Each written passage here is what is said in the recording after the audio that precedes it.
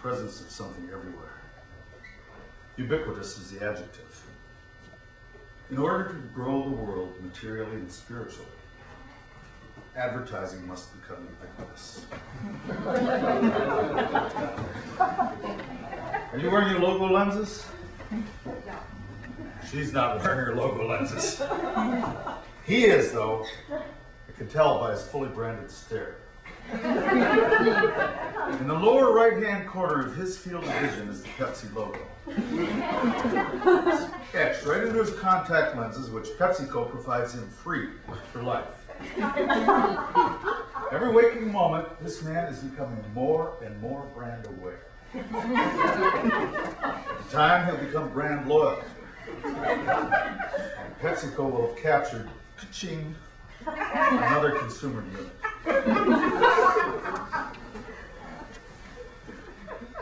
There is no heaven. There is no hell. In the afterlife, there are only clubs. For people who were bakers during their lifetimes, or brokers, or military men, janitors, Heisman Trophy winners. You get the idea. I belong to the Nobel Prize Winners Club. The Minneapolis Star Tribune says, Firebelly will lead you down the garden path until suddenly you wake up and realize you're right smack in the middle of the briar patch.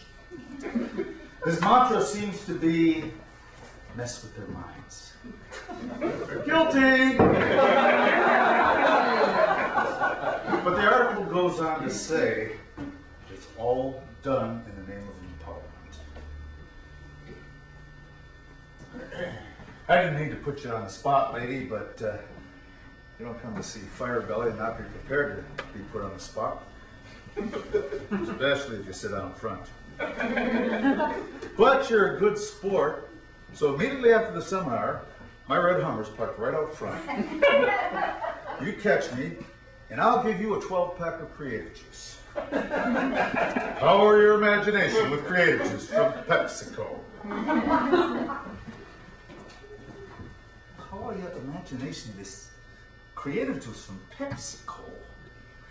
God, this man is always on. It's not enough that he creates all this advertising. He has to deliver it every chance he gets. He's not paid to do that. You know, people ask me, do I drink creative juice myself? No. And that's an issue I'll take up later. Firebelly is a marketing guru formerly known as Philip Boynton. Maybe I should do that, huh? Mushroom Cloud, the physicist formerly known as Albert Einstein.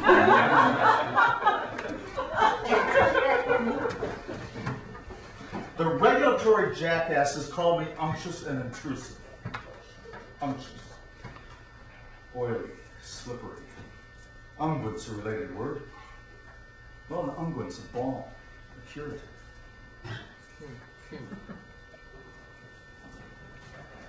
First of all, I never would have chosen Pepsi. I would have chosen Coke. Long before the ad agencies dreamed up such things, I conducted my own blindfold experiments, Coke/Pepsi blindfold. I can tell you, I always knew the difference.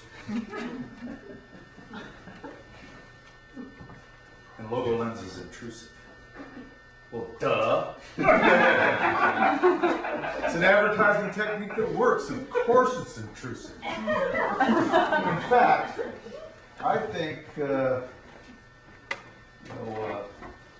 putting a corporate symbol and planting that in somebody's visual system is probably the most intrusive thing you can do. But I mean that in a good way. Because believe me, there's bad intrusive too. Nike's logo star is bad intrusive. And I'm not saying that just because they ripped me off.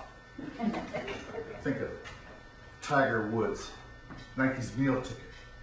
he loses his fingers to frostbite filming a Nike winterwear spot.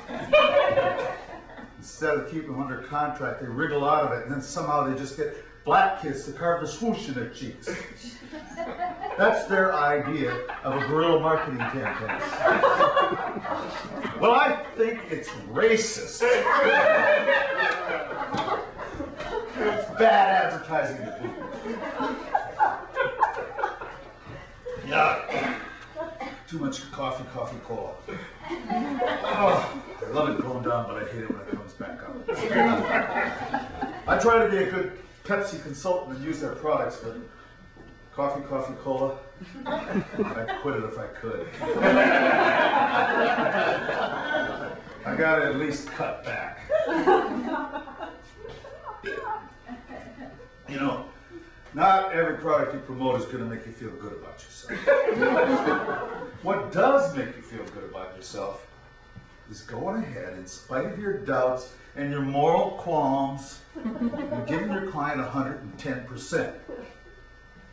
You do that, maybe they'll find a way to slip that extra 10% right back at you. There's an old saying, the swordfish cuts both ways.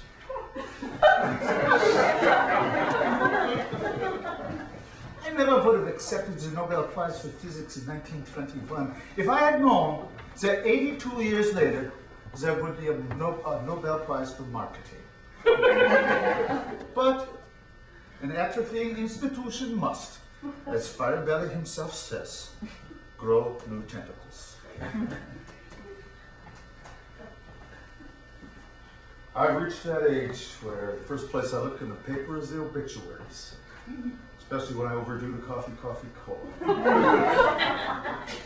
Last week it was a creative director friend who died, Esther Klost. She had done some wonderful work for the Alabama Poultry Board. She put a bullet through her head. Or, as her character Matilda the Spit Roasted Chicken would say, her head.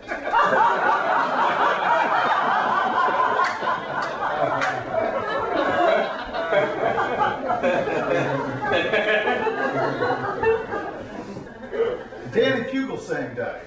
He was the research genius of Philip Morris who showed how French inhaling actually reduced lung tumors. Of course, it increased sinus tumors, but that made it a win-win situation because sinus tumors are easier to get at. See what I'm getting at? Anybody?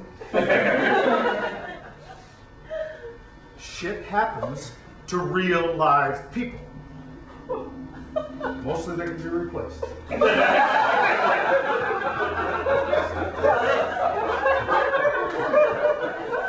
Dan Fugelsang, Mr. Klost, piece of cake. But you lose a Tiger Woods, boom, your brand is screwed with a rusty putty knife. So maybe you do go out and get black kids to carve up their faces like they were equatorial tribesmen. White kids are doing it now. Not even getting the free shoes.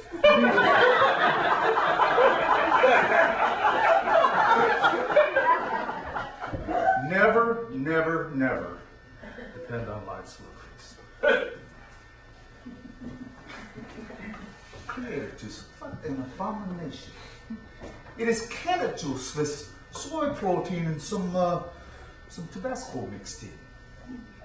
You have seen my picture on the little glass bottle shaped like a light bulb with the cartoon equations exploding from my head. Creative juice from PepsiCo. Don't ever die. You lose all control.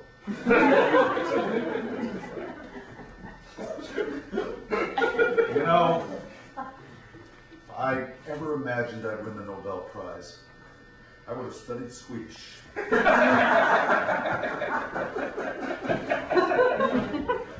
That would have been dynamite, making my acceptance speech in Swedish. Dynamite. Alfred Nobel invented dynamite. Now, is that serendipity? Or is that just the creative mind doing its thing? Because that's what it's all about, right? Keeping the wheels turning? Or is it about money?